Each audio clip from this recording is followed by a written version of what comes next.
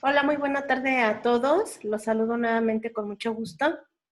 Y finalmente, pues vamos a trabajar hoy para concluir el tema de independencia, que es un tema que ya tengo un poquito atorado ahí en virtud de que se han hecho videos relacionados más bien a temáticas del México antiguo, pero porque finalmente, precisamente ha habido también esta inquietud por saber de otros temas, tal vez no los del programa tan común, sino de otras temáticas que de manera general no se abordan en una situación escolar, ¿no?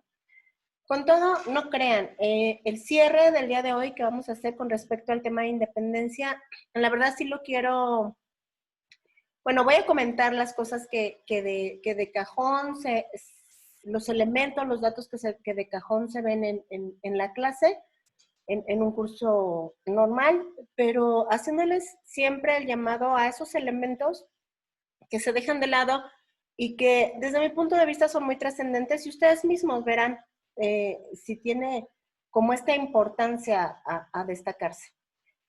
Bueno, pues entonces el día de hoy estaríamos viendo la última etapa conforme la hemos estado analizando la independencia, la etapa de la consumación, la etapa en que ya finalmente concluye toda esta guerra de 11 años para obtener finalmente la independencia de la Nueva España. Y ustedes ya saben, de verdad les agradezco muchísimo el apoyar el canal, les agradezco mucho, la verdad la recomendación de boca en boca me ha apoyado bastante.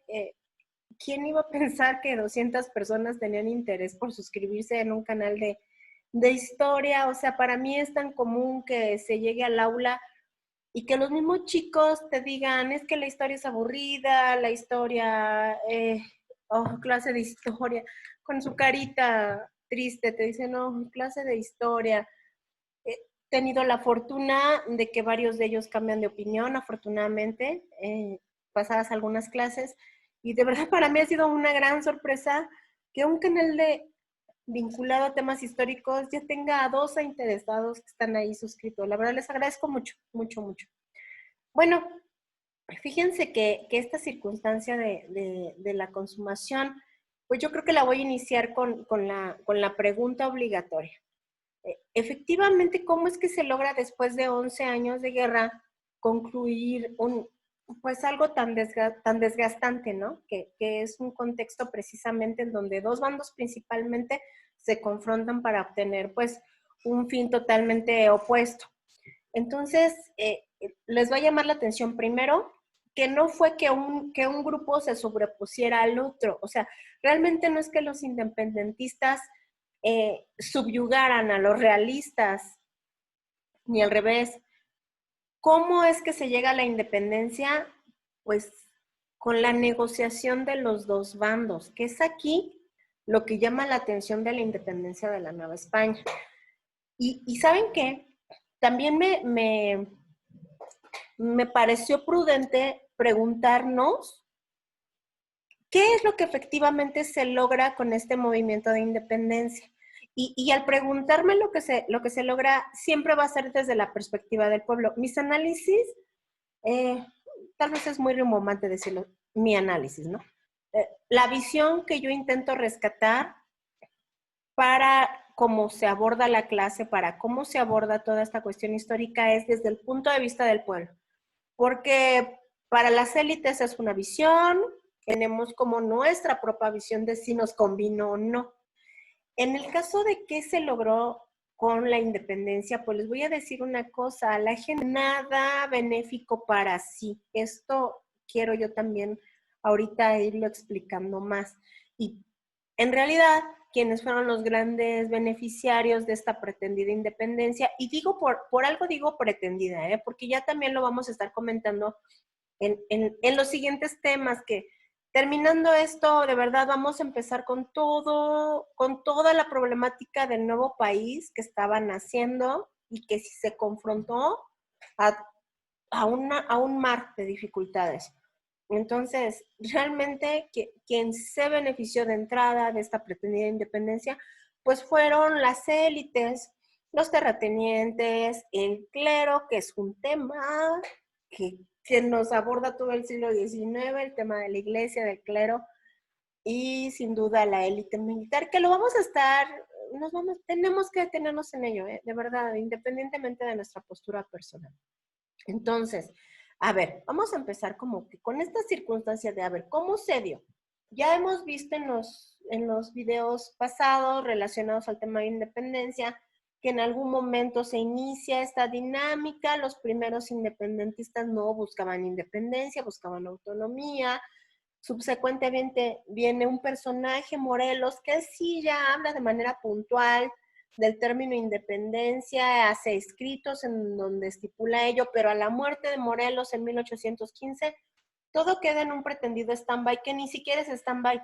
Realmente lo que pasa es que el rey que había sido secuestrado, Fernando VII, regresa a España, manda toda su tropa fuerte para no dejar que la Nueva España se independice.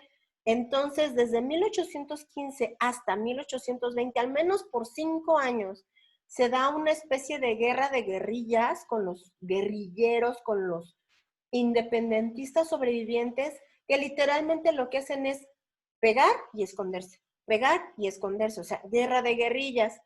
Literalmente tenemos a dos personajes que son los que sobreviven, dos generales que son los que le sobreviven a Morelos y que no ganan, pero no los doblegan. Estoy hablando de Vicente Guerrero y de Guadalupe Victoria, que ya los había introducido en el capítulo anterior. Y literalmente lo que ellos hicieron para sobrevivir es irse a la sierra. O sea, de verdad, el tema de las montañas de México es un tema y me voy a tomar un video para hablar acerca de la geografía de México y la importancia en su historia. Yo sé que muchos de mis maestros de la universidad me reprobarían ahorita porque me dirían, determinista geográfico, tú estás viendo toda la historia de acuerdo a su geografía y no, créanme que no, pero sí es un tema, de verdad, para entender qué nos pasa en el siglo XIX después de la independencia. Su cuestión geográfica es muy trascendente. Pues de hecho, de eso se apoyan los dos guerrilleros que tenemos en este momento, que le sobreviven a Morelos. Guerrero se va a la Sierra de Guerrero, por eso toma este nombre el estado de Guerrero en honor a Vicente Guerrero, y Guadalupe Victoria se va a la Sierra de Veracruz y allí sobreviven y están siendo atacados constantemente por el ejército realista, pero este ejército realista no los logra atrapar nunca, no logra nunca vencer a estos ejércitos disidentes, pero tampoco, ni uno ni otro gana, o sea, queda como en una especie de empate muy, muy incómodo para todos. Entonces, ¿qué sucede? Me voy a regresar 3 añitos, 1812, porque sucede que es el momento en el que Fernando VII tiene toda esta dinámica que había sido secuestrado por los franceses, regresa a España, pero cuando regresa los españoles le dicen, a ver, si eres el rey, pero ya no tienes poderes absolutos. Aquí sucedió algo, aquí el mundo giró y te aceptamos como rey nuevamente, si tú también aceptas la Constitución, porque, oh sorpresa, cuando nos quedamos sin ti, nos dimos cuenta que en otras partes del mundo tienen rey, pero también hay otras formas de gobernarse. Es decir, por ejemplo, existe la República, que era algo muy nuevo, como la República Francesa. Entonces ya no va a ser tu palabra lo último. Ahora tenemos un cuerpo de leyes que se llama Constitución. El rey Fernando no quería, como ¿por qué le va a rendir cuentas a alguien? Y mucho menos porque se va a sujetar a leyes que en él no aplicaban, pero fue tanta la presión que en algún momento lo tuvo que hacer. Es muy interesante esta Constitución de Cádiz de 1812, que en teoría sería la primera constitución que aplica en la Nueva España, porque para 1812 la Nueva España todavía depende de España. De hecho, aquí el virrey se vio forzado también a doblegarse a esa constitución. Se le llamaba a jurar la constitución, como a reconocerla. Cuando lo hace el rey Fernando VII, también lo tienen que hacer los virreyes, que todavía andaban por acá en América, y ya estaban los procesos de independencia. Y esta constitución es muy interesante porque primero le quitaba fuero a los eclesiásticos. Y a ver, rápido, ¿qué es un fuero? Un fuero es estar fuera de la ley. Un fuero es tener la protección y la ley entonces no aplica en mí. Esta es una discusión actual en México, ¿eh? porque actualmente en México se está discutiendo si los expresidentes deben de tener fuero. El fuero significa no importa lo que yo haga, la ley no aplica a mí. Y eso es lo que se empezó a pelear aquí de manera muy puntual con la Constitución de 1812 en Cádiz, porque dijeron, a ver, los eclesiásticos, ¿por qué tienen ese fuero? ¿O por qué? O sea, vean lo importante de esa pregunta. Se redujo y realmente se pedía el quitar los diezmos. Se abolieron las órdenes monásticas, es decir, se dijo que ya no se iba a permitir que hubiera franciscanos, dominicos, eh, eh, jesuitas, las órdenes se suprimían porque todo eso le daba fortaleza a la Iglesia Católica. Y se disolvió la Santa Inquisición. Si se dan cuenta, la Constitución de Cádiz realmente era muy antirreligiosa porque su gran maestra era la Constitución que se aplicó en Francia, en la Revolución Francesa. Es bien interesante ese dato porque nos va a impactar mucho en la Nueva España. Voy a hacerles aquí la presentación del primer personaje que nos trasciende mucho en esta clase, que es Agustín de Iturbide. Lo voy a tomar en esta clase, pero particularmente me voy a centrar mucho en él en el siguiente video, donde hablemos del primer imperio mexicano, que va a ser les presento a su primer emperador y les dejo un dato interesantísimo al final de este video. Les juro que ahora sí no me tardo tanto.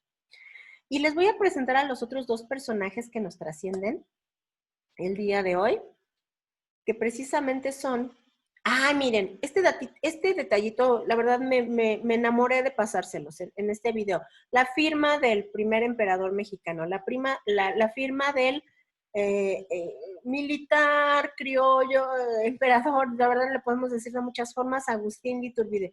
Les muestro este pequeño extracto que tomé de un documento de archivo, donde dice, nació en Morelia, o sea, don Agustín de Iturbide nació en Morelia el 27 de septiembre, nomás les llamo la atención a la fecha, 27 de septiembre de 1783, y murió fusilado por los mexicanos fusilamos a nuestro primer emperador, y murió fusilado el 19 de julio de 1824 en Padilla. Yo sé que no está bien el escaneo, por eso se los leo, y les dejo la imagen de su firma de puño y letra.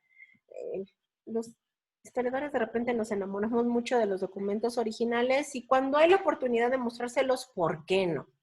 Bueno, los otros dos personajes que nos trascienden en la charla de hoy son Vicente Guerrero precisamente y el general Guadalupe Victoria. Les dejo las imágenes también, porque de verdad es un elemento que nos va a estar haciendo también mucha puntualización para cuando hablemos de los primeros gobiernos en el México independiente. Guadalupe Victoria resulta que va a ser el primer presidente de México cuando México se convierte en república. Porque la primera forma de gobierno de México cuando se independiza es imperio. No es una república, es un imperio, cosa que explicaré en el siguiente video. Y su segundo presidente, es más, creo que es el tercero. El tercer presidente es precisamente Vicente Guerrero. Y son estos elementos que ¿qué? O sea, entonces andaban pasando la presidencia unos y otros, pues cualquier parecido con la realidad, la verdad es que no es coincidencia. También de esto vamos a puntualizar, pero quiero que vean rasgos, porque de verdad es algo que todavía nos sigue trascendiendo para entender el contexto y para entendernos hoy. Vicente Guerrero es un afrodescendiente. Es el único presidente mexicano que ha tenido esta ascendencia negra directa. Si bien es cierto, México es uno de los pocos países latinoamericanos que ha tenido presidentes indígenas. Estoy hablando de Benito Juárez, estoy hablando de Porfirio Díaz y estoy hablando del señor Chacal. O sea, ya vamos a ir puntualizando. México ha tenido sus 3 presidentes indígenas de clara ascendencia indígena, pero solo uno de ascendencia afrodescendiente, que es el señor Vicente Guerrero, y que de verdad hay todas las anécdotas con respecto a su presidencia, y ahorita vamos a ir comentando algo. A ver, entonces ya dije mucho dato suelto, vamos a empezar a amarrar cosas. Tenemos que para 1815 es tomado prisionero Morelos, de hecho es fusilado, parece que ahí termina la lucha independentista y todo parece apuntar que España finalmente había doblegado la insurrección que se había dado en la Nueva España. Pero tenemos estos dos generales que en el área de Veracruz y en el área de Guerrero, o sea, las dos costas, no se rendían y no se doblegaron nunca. Hasta mejor se escondieron en las sierras, pero no se doblegaron nunca. Entonces, España mandó todo el ejército que pudo mandar a la Nueva España para terminar finalmente con estos movimientos independentistas, cosa que nunca se logró. Y cuando se da fuerte el elemento de que se aplique en España y que se empiece a aplicar la Constitución de Cádiz, la primera institución que se ve seriamente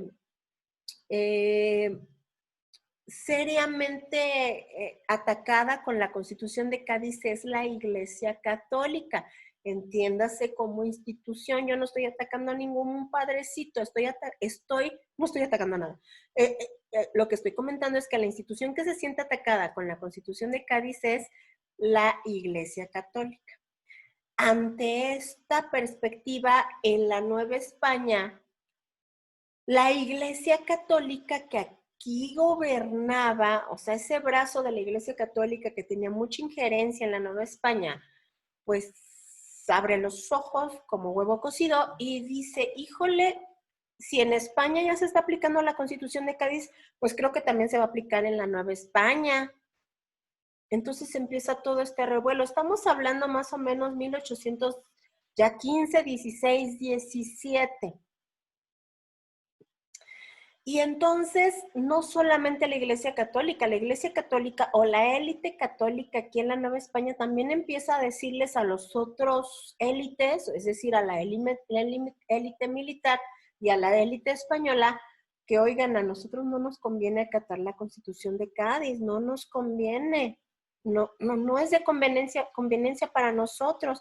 Y pues la pregunta es, entonces, ¿qué hacemos? Y como que la respuesta es muy obvia, y si mejor, si nos independizamos, o sea, ¿ven por dónde va?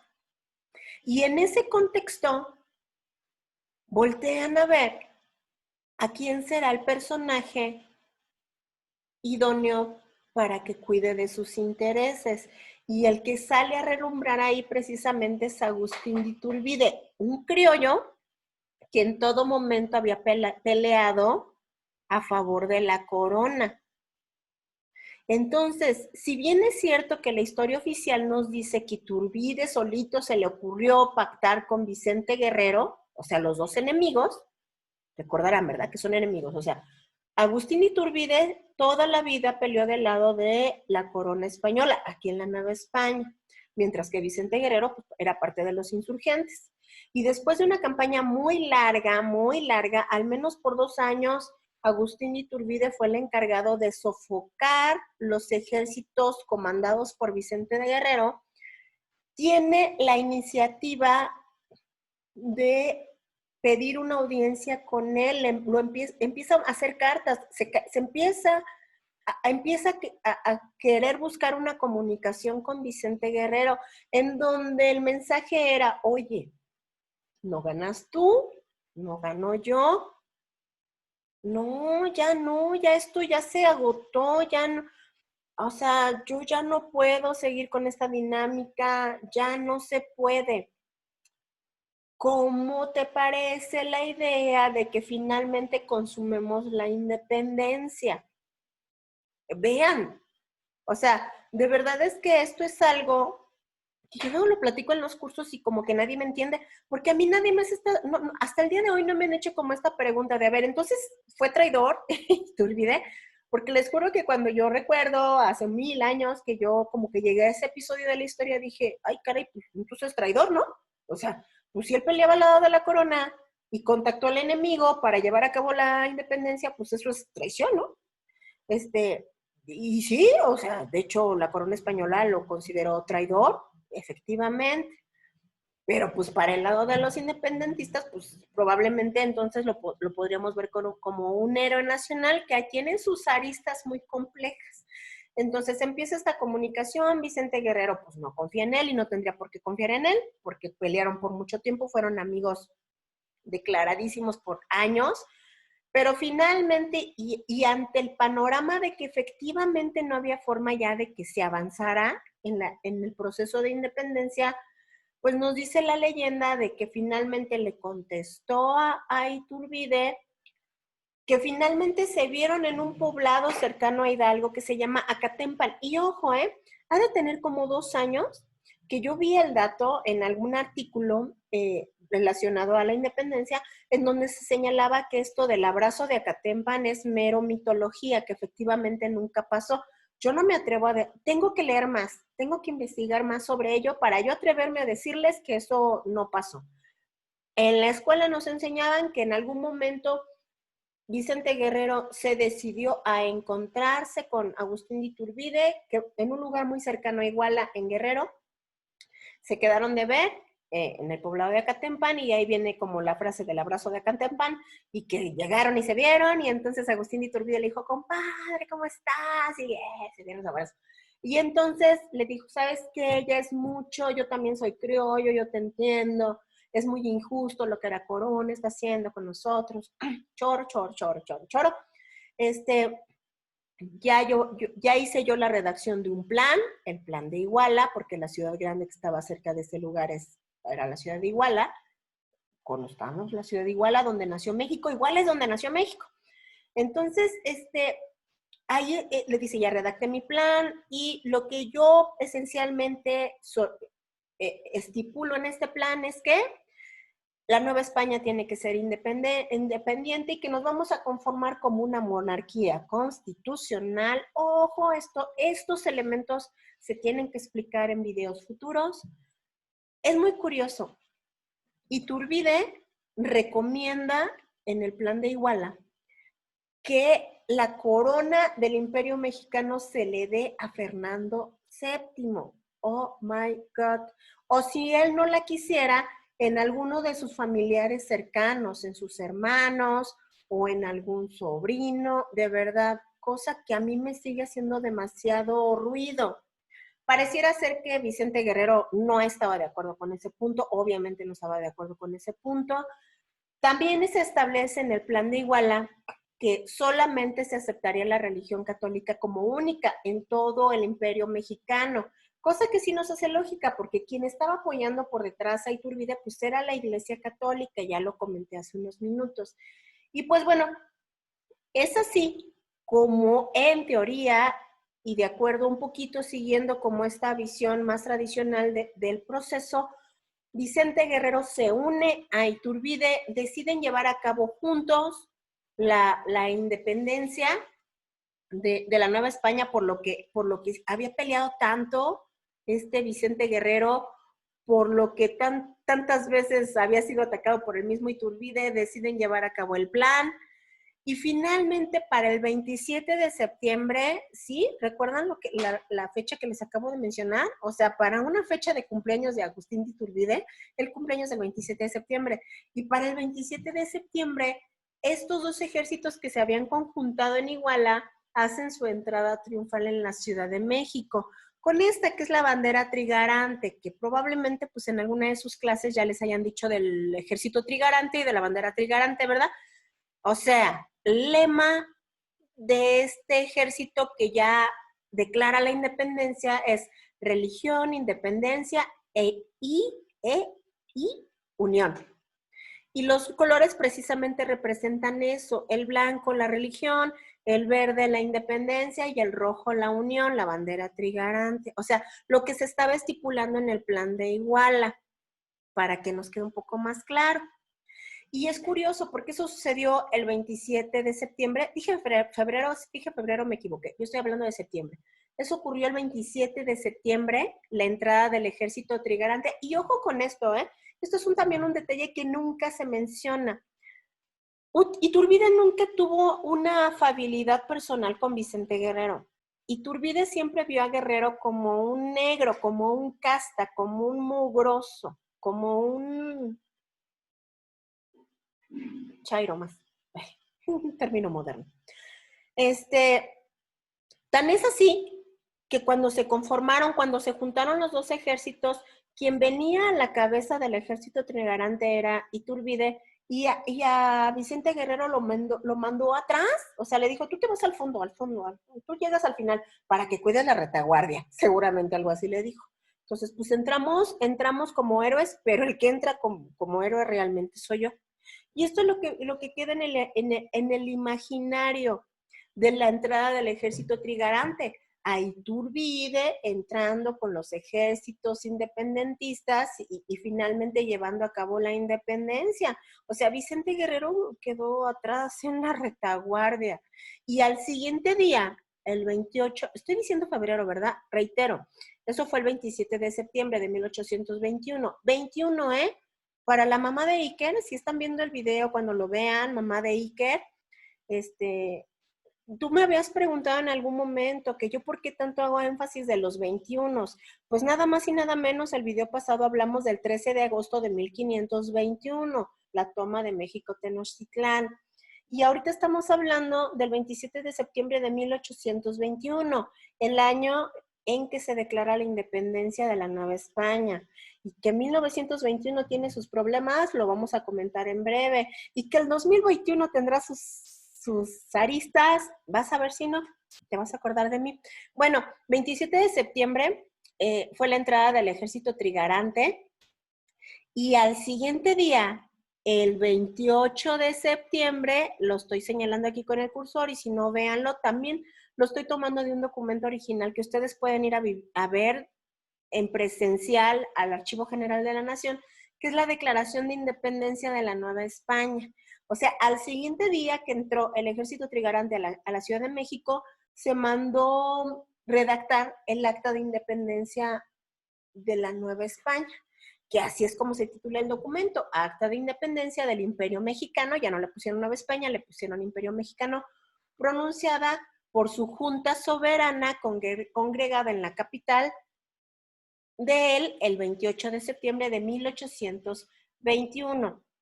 Aquí está todo el cuerpo del documento. Los invito a buscarlo. Si ustedes le ponen en Google Acta de Independencia de México, que les aparecerá el documento escaneado. Hay unos escaneos mejores que otros. Y si de verdad quieren ir a verlo en presencial, nomás pasando esta pandemia, chequen en internet Archivo General de la Nación y ahí lo podrán ver, el documento original, firmado.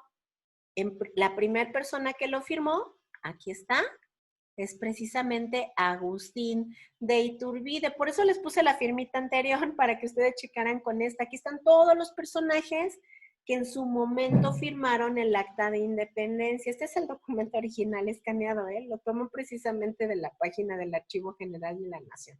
Cosa hermosa. Bueno, esto es en septiembre.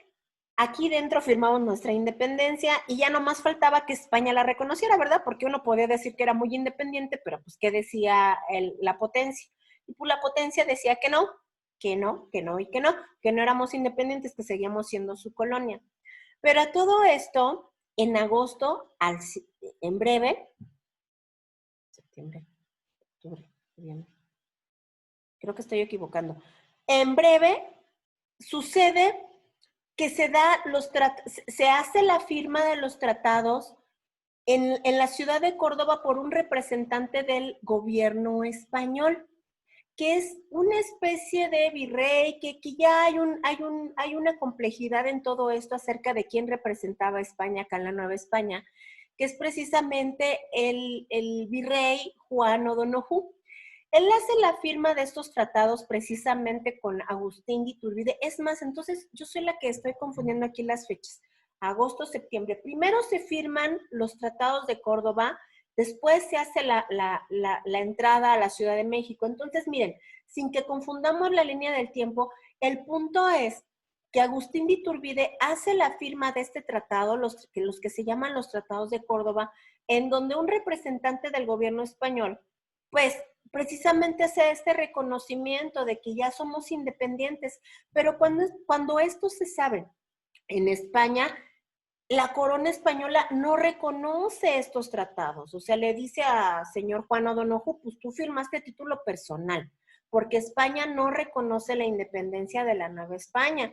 O sea, nosotros estábamos aquí celebrando en septiembre de 1821, que ya éramos independientes cuando España dijo, no, pues ustedes celebren lo que ustedes quieran, pero España no reconoce la independencia de ese territorio. Es más, el reconocimiento de España para nuestra independencia es mucho tiempo después, es hasta 1836. O sea, estamos hablando de más de 10 años después en el que ya España nos da su reconocimiento de que sí somos independientes. Ojo con este dato, porque nos trasciende para las siguientes clases. ¿Qué sucede entonces? Bueno, independientemente de que España no reconocía la independencia de la Nueva España y que ya ahora no se llama Nueva España, sino Imperio Mexicano, pues esto es lo que va a conformar precisamente al Imperio Mexicano. Por favor, observen, vean la gran extensión de lo que era nuestro país cuando se convirtió en una nación independiente. Si bien es cierto, todos estos territorios del norte se perdieron en la guerra del 46-48 con Estados Unidos y que va a ser una clase próxima, también pertenecían al Imperio Mexicano esta zona de Centroamérica, desde Guatemala hasta Costa Rica. O sea, como nación independiente cuando nacimos, México o el Imperio Mexicano abarcaba desde California hasta Costa Rica. Ojo con esto, que la verdad es que la pérdida del territorio del Imperio Mexicano fue sumamente complejo y esto también yo lo llego a decir en las clases. El hecho de que México exista hoy en el siglo XXI es un milagro.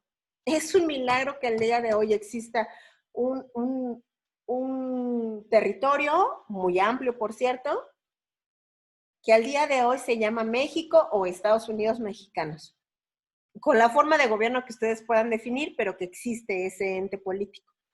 Porque desde el inicio nos vimos sumamente atacados, de manera frontal y de manera no tan frontal, y precisamente uno de los primeros territorios que pierde el Imperio Mexicano, pues es lo que ahora corresponde a Centroamérica, quien en un momento lo comentó con un poquitito más de detalle. Entonces, les presento en esta primer foto lo que es nuestro primer país independiente, que es el Imperio Mexicano, es así como se hizo llamar, y su emperador precisamente fue Agustín de Iturbide I. Es nuestro primer gobernante como país independiente, que no nos confundamos.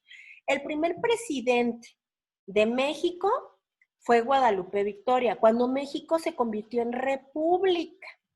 Pero nuestro primer gobernante como nación independiente, como imperio mexicano, fue Agustín de Iturbide I, Su Alteza Serenísima, precisamente como una forma de monarquía. Así es como nos independizamos originalmente. El gobierno que se instituyó fue una monarquía con un emperador, y el emperador era Agustín de Iturbide. Y cierro esta anecdotario con el dato que suele llamar mucho la atención, pero que es un dato que ustedes pueden verificar sin ningún problema porque está en Wikipedia, y anoche lo volví a confirmar para no caer en un error, que pues al día de hoy tenemos un descendiente de ese emperador, del emperador Agustín de Iturbide I, y ese descendiente, a su vez, se reconoce a sí mismo como el emperador de México. O sea, vive en el año 2020, existe el señor y tiene descendencia, y su descendencia a su vez se reconoce como los herederos del Imperio Mexicano. De verdad, no les estoy poniendo esto como una curiosidad histórica, se los estoy diciendo como una realidad política. Existe un personaje, y aquí está su nombre, Maximiliano o Maximilian von Gotzen-Iturbide. Es descendiente de nuestro primer emperador, de Agustín de Iturbide. Y este personaje, ya no digamos que él asume que él es el heredero al Imperio Mexicano, que pequeño detalle, México no es un imperio, es una república, ¿no? Cosa que vamos a explicar también en breve. Pero no solamente es el hecho que él se asuma como tal y que sus descendientes también se asuman como los herederos de este pretendido imperio, sino el punto es que en Europa le reconocen esa herencia. En Europa reconocen que él es el heredero al trono del Imperio Mexicano. Chicos, de verdad, o sea, en México existe un movimiento político que pugna porque México nuevamente sea una monarquía. Y quien sería nuestro emperador, pues es este descendiente de Iturbide, que además de ser descendiente de Iturbide, locuras de la vida, también está vinculado con Maximiliano de Habsburgo, nuestro segundo emperador, ya para años de los 60, de 1863, 67, cosa que también vamos a señalar en futuros capítulos, en futuras clases. Entonces, miren, les dejo esta curiosidad histórica con toda confianza. Googleen el nombre, googleen el tema de Imperio Mexicano, busquen el tema de descendientes del primer imperio mexicano para que verifiquen y me corrijan si yo estoy desactualizada, pero les juro que anoche lo volví a buscar porque hay cosas que se actualizan de momento a momento. Y de verdad les dejo esta invitación para que entendamos qué pasa en el momento en el que finalmente México asume su independencia, no es reconocido de primer momento por España, pero finalmente México ya se asume como independiente, busca a alguien que lo represente y ese primer representante es Agustín de Iturbide, que se convierte en el primer emperador del imperio mexicano, del primer imperio, ojo, estoy diciendo primer imperio mexicano, y que finalmente pues nos da pauta a que en ese momento ya nos asumimos como independientes, ya no nos llamamos Nueva España, ya no somos una colonia o no nos asumimos como una colonia de España y por tanto pues empezamos a buscar un camino propio. Estoy hablando del año 1821, más específicamente en septiembre de 1821. También los septiembres son un tema con México, ¿eh? Siempre algo pasa en septiembre. Entonces, con esto concluimos como el recorrido que hicimos del tema de la independencia de México. Les agradezco de verdad mucho, mucho su apoyo, el suscribirse. La verdad es que no hay muchos likes porque yo sé que me tardo mucho en mis clases, yo quisiera ser más sintética, pero luego hay tanta cosa que se puede decir. Pero les agradezco mucho, mucho, mucho el que tengan la verdad, el detalle de ver mis clases. Cualquier duda, estoy en la mejor disposición de comentar al respecto. Los veo pronto para seguir hablando de estas cosas de la historia de México un tanto extrañas. Bonita tarde, sigámonos cuidando. Bye a todos.